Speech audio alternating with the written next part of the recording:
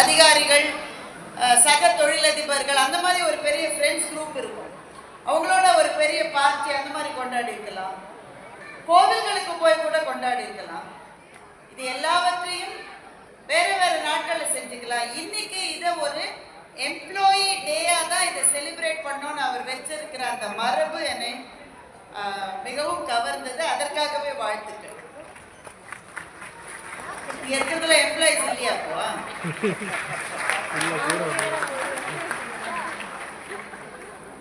ஏன்னா இது ஒருவரை ஒருவர் பற்றி கொண்டு மலை ஏறுறவங்களை பார்த்துருப்பீங்க.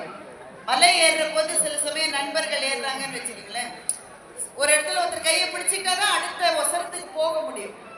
அது மாதிரிதான் ஒரு பெரும் நிறுவனத்தை நடத்துகிறவர், அதில் வேலை செய்கிறவர்கள் அந்த மாதிரி தான். ஒருவர் கையை ஒருவர் பற்றி கொண்டால்தான் அடுத்த எல்லைக்கு போக முடியும்.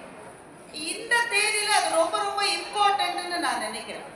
ஏன்னா இன்றைக்கு இருக்கிற ஒர்க் கல்ச்சர், எஸ்பெஷலி புது புது நிறுவனங்கள் வர்றபோது ஒருத்தர் 60 நாள் வேலை செஞ்சாலே ரொம்ப பெரிய விஷயம் மாதிரி ஒரு வருஷத்துலயே பிரேக் வேணும்ன்றாங்க.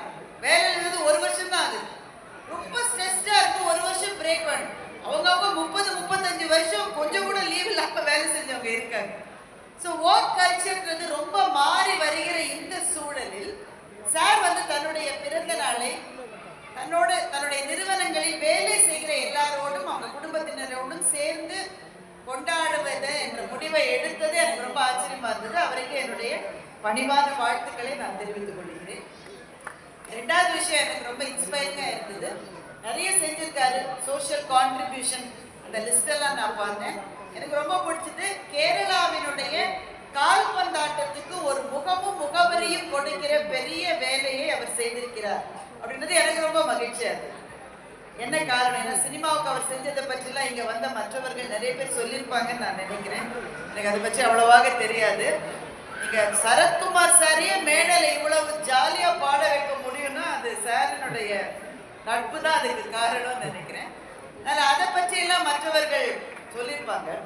இதை சொல்லணும்னு நினைச்சேன். ஏன்னா சுவாமி விவேகானந்தர் ஒரு முறை சொன்னார், பகவத்கீதையை சொல்லுவது எப்படி ஒருவரை கடவுளுக்கு அருகிலே அழைத்து கொண்டு போகுமோ அதற்கு ஈடாக கால்பந்தாட்டமும் ஒருவரை கடவுளுக்கு அருகிலே அழைத்து கொண்டு போகும் என்று சுவாமி விவேகானந்தர் சொல்லியிருக்கிறார்.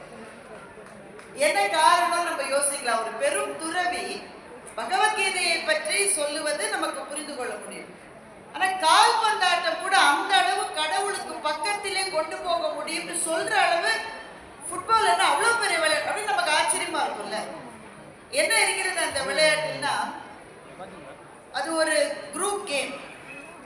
தனியா ஒருத்தர் தன்னை மாத்திரம் ரொம்ப பெருசா காமிக்கணும்னு நினைச்சா அவரும் தோத்து போவார், அந்த டீமும் தோத்து போகும். அந்த பந்தை அவங்களால எவ்வளவு நகர்த்த முடியுமோ அவ்வளவுதான் அவர் நகர்த்துவார். அதற்கு பிறகு இன்னொருத்தர் தான் அதை எடுத்துட்டு போகணும். ஸோ ஒருத்தருக்கு ஒருத்தர் சப்போர்ட் பண்ணாம ஃபுட்பால்ன்ற கேமே இருக்க முடியாது.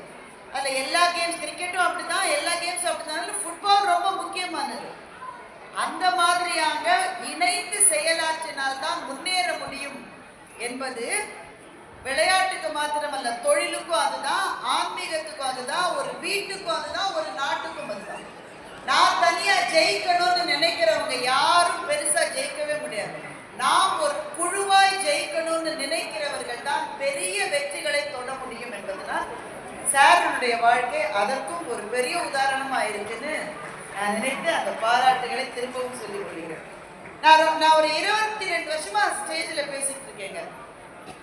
பெரும் பெரும் அறிஞர்களோடலாம் நான் பேசியிருக்கேன். எங்க நடுவர் சாலமன் பாப்பையா சார் எங்களுக்கு ரொம்ப முக்கியமா பேசுறதுக்கு ஒரு விஷயத்தை தான் சொல்லி கொடுத்தாரு.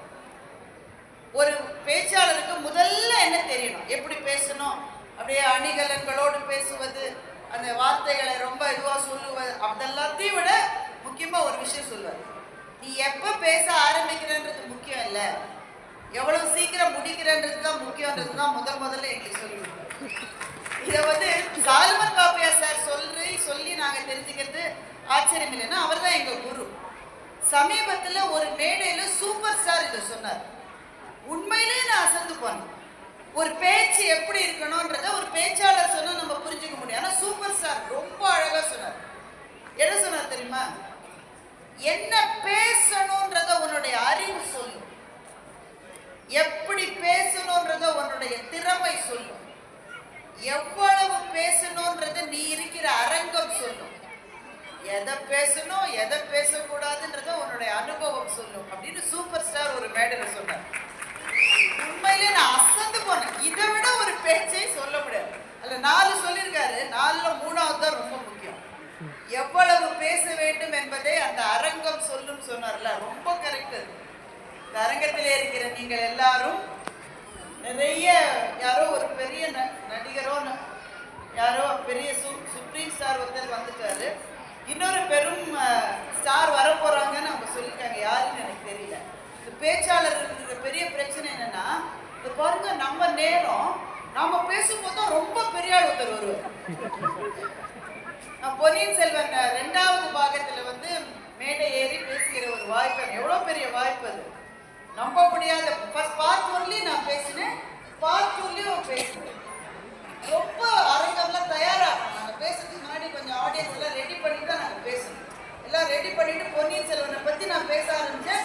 கரெக்டாக அந்த நேரம்னு பார்த்து கமல்ஹாசன் ஐயா வந்து ஒரு 5 நிமிஷம் அப்படியே தாடிச்சு கொட்டி திரும்ப நான் எல்லாரையும் அமைதி அமைதி அமைதி பேச ஆரம்பிக்கிற 2 நிமிஷத்துல சிம்பு உள்ள வந்து அவ்வளவுதான் அரங்கத்துக்கு அமைதிப்படுத்த. எனக்கு அப்புறம் 10 நிமிஷம் தேவை.